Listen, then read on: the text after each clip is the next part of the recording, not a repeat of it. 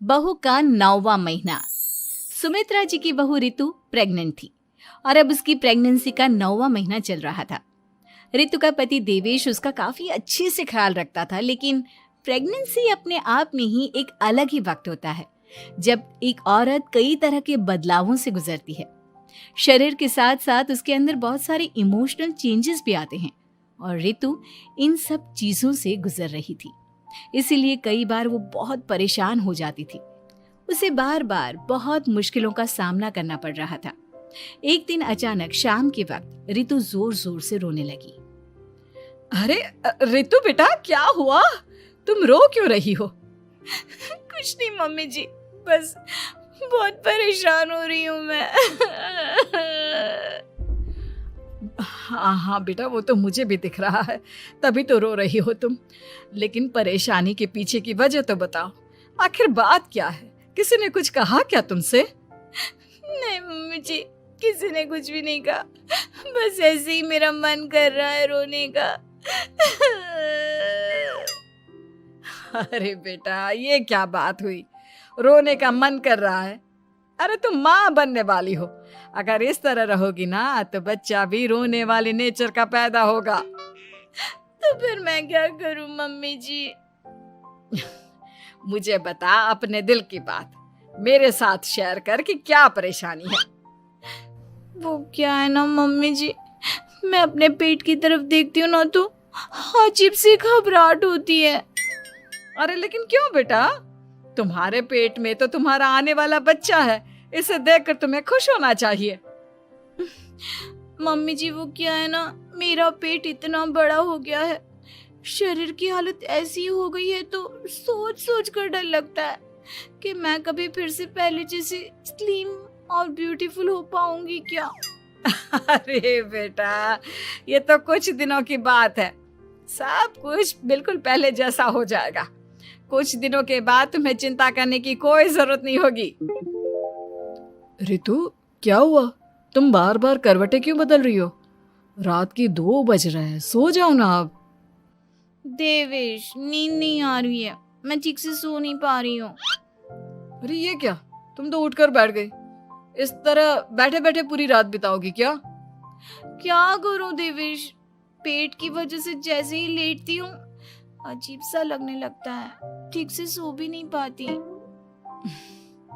तुम एक काम करो, अपने पेट के बगल में एक तकिया लगा लो, तुम्हें ठीक से नींद आ जाएगी।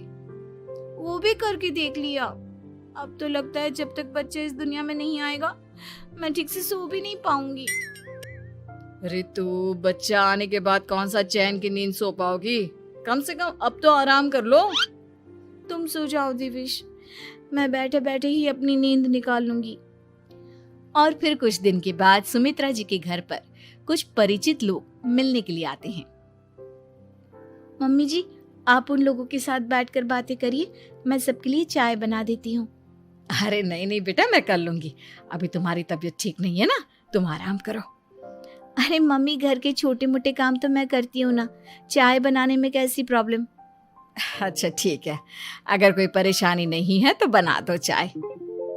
अरे ये क्या बात है सुमित्रा जी, आप तो दादी बनने वाली हैं। हाँ जी, बस ठीक ठाक तरीके से मेरा पोता या पोती इस दुनिया में आ जाए तो चैन हो जाए। सही कहती हैं बहन जी, एक औरत के लिए ये वक्त बहुत मुश्किल होता है। वैसे बहू की तबीयत तो ठीक है ना? हाँ हाँ, तबीयत तो ठीक है, बस ऐसे ही थोड़ी बहुत परेशानी है जो इस वक्त होती है, उसी से गुजर रही है। पहली बार माँ बन रही है ना, कभी कभी परेशान हो जाती है। सुमित्रा जी रिश्तेदारों से बात करती है और उन्हें काफी देर हो जाती है। रिश्तेदारों के जाने के बाद, अरे रितु बेटा, तुम अभी तक किचन में काम कर रही हो? मैंने तुम्हें मना किया था ना, इतनी देर खड़े रहने की क्या जरूरत थी? मम्मी जी, वो मुझे लगा रात के खाने में देर हो जाएगी, इसलिए मैं साफ उधर बिजी थी तो मैं खाना बनाने लग गई थी। अरे बेटा, तुम तो बिल्कुल कुछ भी नहीं समझती, जरा अपने पैरों की हालत तो देखो। हाँ मम्मी जी, मुझे भी ना पैरों में बहुत भारीपन लग रहा है। ये भारीपन नहीं है, ज्यादा देर खड़े रहने की वजह से तुम्हारे पैरों में सूजन आ गई है। अब कमरे में जाकर आराम करो, चलो। और सुनो, अपने पैरों के नीचे ना तकिया लगा लेना, सर के नीचे मत लगाना, ठीक है? अपने कमरे में जाने के बाद यार ये प्रेगनेंसी भी कितनी अजीब चीज है, कभी रोने का मन करता है, कभी हंसने का। घर में सब मुझे बहुत प्यार करते हैं, लेकिन प्रेगनेंसी की जो प्रॉब्लम्स मैं फेस कर रही हूँ वो मैं किसी को नहीं समझा सकती। ये सब कब ठीक होगा? और फिर एक रात अचानक रितु नींद में उठकर बैठ जाती है और अपने पूरे शरीर पर खुजली करने लगती है। देवेश की आंख खुलती है और वो रितु को इस तरह खुजली करते हुए देखता है। अरे क्या हुआ रितु, तुम ठीक तो हो ना? पता नहीं क्यों देवेश, लेकिन अचानक से पूरे शरीर में खुजली हो रही है। दिखाओ जरा मुझे। अरे लेकिन तुम्हारे शरीर पर तो कोई मच्छर के काटने की या किसी तरह के रैशेस भी नहीं है, फिर खुजली क्यों हो रही है? लगता है ये भी प्रेगनेंसी की कोई नई प्रॉब्लम है। अरे अरे परेशान मत हो, मैं मम्मी को बुला कर लाता हूँ। सुमित्रा जी के आने के बाद अरे क्या बात है बेटा, इस तरह क्यों खुजली कर रही हो? अचानक से क्या हो गया तुम्हें?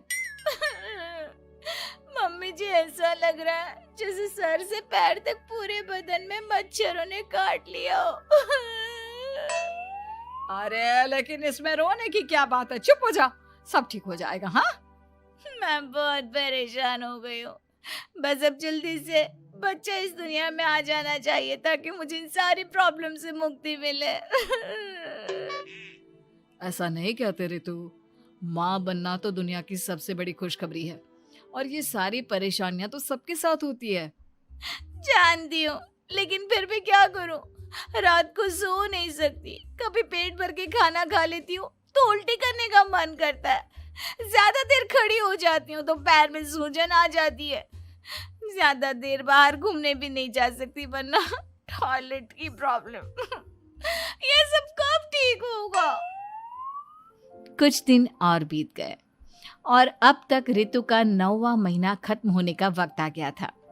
अब हर दिन रितु बस यही सोचती थी कि उसका बच्चा इस दुनिया में आने वाला है। हाँ, वो बात अलग थी कि वो कई तरह की इमोशनल चेंजेस से गुजर रही थी और फिर एक दिन अचानक, देवेश मुझे ना चाउमीन खाने का मन कर रहा है। अभी रात के 12 बजे? अरे रितु, इस वक्त चाउमीन कहाँ से लेकर आऊंगा मैं?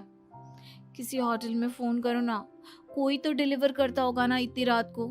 नहीं नहीं रितु, इतनी रात को कोई डिलीवर नहीं करता, तुम कल खा लेना, मैं कल तुम्हारे लिए लेकर आऊंगा बस। नहीं, मुझे अभी खाने का मन कर रहा है, मुझे अभी खाना है। अच्छा अच्छा ठीक है, एक काम करो, मैं किचन में जाकर तुम्हारे लिए मैगी बना कर लाता हूँ, क्या पता उसे खाकर तुम्हारा मन ठीक हो जाए। हाँ ठीक है। देवेश रितु को मैगी बनाकर खिला देता है, लेकिन अगले दिन अचानक से रितु की तबीयत खराब हो जाती है। क्या हुआ है बहू को? बेटा तूने कुछ उल्टा सीधा तो नहीं खा लिया ना? मम्मी वो कल आधी रात को चाउमीन खाने की बात कर रही थी तो मैंने इसे मैगी बनाकर खिला दी। अरे लेकिन एक बार मुझसे तो पूछ लेता, इसी वजह से उसे अजीब सा लग रहा है। कोई बात नहीं, वैसे भी बच्चा आने का वक्त पास आ गया है ना, इसलिए ये सब चीजें हो रही है। मेरे पेट में बहुत दर्द हो रहा है, जब से मैगी खाई है तब से पता नहीं क्या हो गया। अरे कुछ नहीं हुआ बेटा, बस कुछ दिन की बात और है, परेशान मत हो। चल हम तुम्हें ना डॉक्टर के पास ले चलते हैं। हॉस्पिटल जाने के बाद, डॉक्टर साहब मेरी बहू की तबीयत ठीक तो है ना? हाँ, वैसे तो सब कुछ ठीक लगता है, डाइजेशन का प्रॉब्लम हो गया है, ऐसे वक्त में हो जाता है। प्रेगनेंसी की वजह से पेट के ऊपर बहुत प्रेशर आ जाता है, इसलिए डाइजेशन थोड़ा वीक हो जाता है।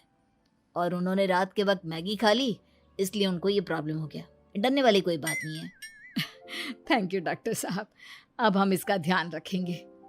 लेकिन अब रितु की डिलीवरी का वक्त पास आ गया है, आपको उनका पहले से भी ज़्यादा ध्यान रखना होगा।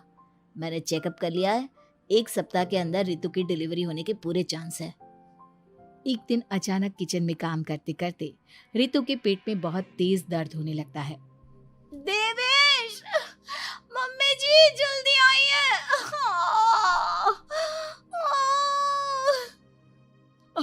अरे क्या हुआ बहू, क्या हुआ तुम्हें?